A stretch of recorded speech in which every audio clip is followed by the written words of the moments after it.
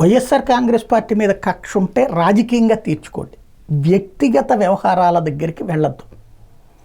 తాజాగా విశాఖపట్నం మాజీ MP MVV ఆయన్ని టార్గెట్ చేస్తూ ప్రారంభమైంది ఏంటంటే, ఆయనని కొడుకుని ఆయన భార్యని కిడ్నాప్ చేసిన ఉదంతం మీద ఇప్పుడు విచారిస్తారట. ఎవరిని అంటే, ఎవడైతే రౌడీ ఉన్నాడో వాడి దగ్గరికి పోలీస్ అధికారి ఎవరో వెళ్ళి మాట్లాడొచ్చారంట. రియల్ ఎస్టేట్ వ్యాపారాలలో అతనికి బోల్డంత ఆస్తులు వచ్చేసినాయి. ఆ హేమంత్ అనేటువంటి వాడికి, వాడితో ఈయనకి టైఅప్ ఉంది, అందులో బెడిసింది.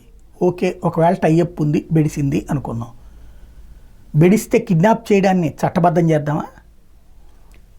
ఆయన ఇంట్లో ఆయనకి జరిగిన అవమానం నిజంగా కాస్త మరొకడైతే సుపారీ కిల్లర్ని పెట్టన్నా మనిషిని పెట్టి లేపేయించేవాడు, లేదంటే స్వయంగా తుపాకీతో కాల్చేసేవాడు.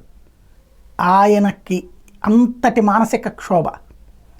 ఆయన పక్కనున్న మిత్రులు ఆపకపోయి ఉంటే ఆయనే కాల్చి పడేయాలన్నంత కసి. ఎందుకంటే తన భార్యకి జరిగిన అవమానం, కట్టుకున్న భార్యకి జరిగిన అవమానం, దారుణమైనటువంటి అవమానం, కారు డిక్కీల్లో కూర్చోబెట్టి చేసినటువంటి అవమానం, 2 రోజుల పాటు గృహ నిర్బంధం చేసిన అవమానం, కొడుకుని కొట్టినటువంటి వైనం. వ్యాపారాలు చేసుకుంటే కొట్టడాలు చంపేయడాలు జరుగుతాయా? రియల్ ఎస్టేట్ వ్యాపారంలో తేడా అంటే ఏముంటాయి? ఎవడైతే ఆ భూమికి సంబంధించిన వివాదాలు ఉంటే వాళ్ళు కోర్టులో తేల్చుకుంటారు. మధ్యలో మీరెవరు? ప్రభుత్వం ఎవరు ఇన్వాల్వ్ కావడానికి? ప్రభుత్వం పరంగా ఉండాలి అంటే ఇక్కడ ఆయన భూములు నొక్కేయడానికి ప్లాన్ చేస్తున్నట్టు, ఆయన్ని ఇరకాటంలో పెట్టి నొక్కేయడానికి మింగేయడానికి ప్లాన్ చేస్తున్నట్టు. ఇది కుట్ర అవుతుంది. ఎందుకంటే ఇక ఇది కనుక కరెక్ట్ అయితే, ఇప్పుడు ఆయన్ని ఇరకాటంలో పెట్టడానికి రౌడీని కనుక తీసుకొచ్చి హంతకుడిని, ఏది కిడ్నాపర్ని కనుక హీరోని చేస్తే భవిష్యత్తు చాలా ప్రమాదకరంగా మారుతుంది. అసాంఘిక శక్తులకు ఊతమిచ్చినట్టు అవుతుంది. రియల్ ఎస్టేట్ వ్యాపారంలో ఎంవివి గురించి అందరికీ తెలుసు, మంచి రియల్ ఎస్టేట్ వ్యాపారి. ఆయన కట్టినటువంటి ఒక్క అపార్ట్మెంట్ గురించి కూడా ఒక్క నెగిటివ్ లేదు. వాటిని కొనుక్కున్నటువంటి వాళ్ళకు ఉంటారు.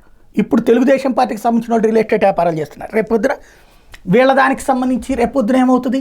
రేపు వస్తే ఇక రియల్ ఎస్టేట్ వ్యాపారులను కూడా జైళ్ళకి పంపించుకోవడం, లేదా వాళ్ళ మీద ఎంక్వైరీలు. అంటే మనంతట మనంగా పత్రికలు కావచ్చు, రాజకీయం కావచ్చు, వ్యక్తుల జీవితాల్లోకి వెళ్ళిపోయి శాసించాలనుకుంటున్నాం, నాశనం చేయాలనుకుంటున్నాం, తద్వారా వ్యవస్థల్ని అస్తవ్యస్తం చేసి బానిసలుగా మార్చాలనుకుంటున్నాం.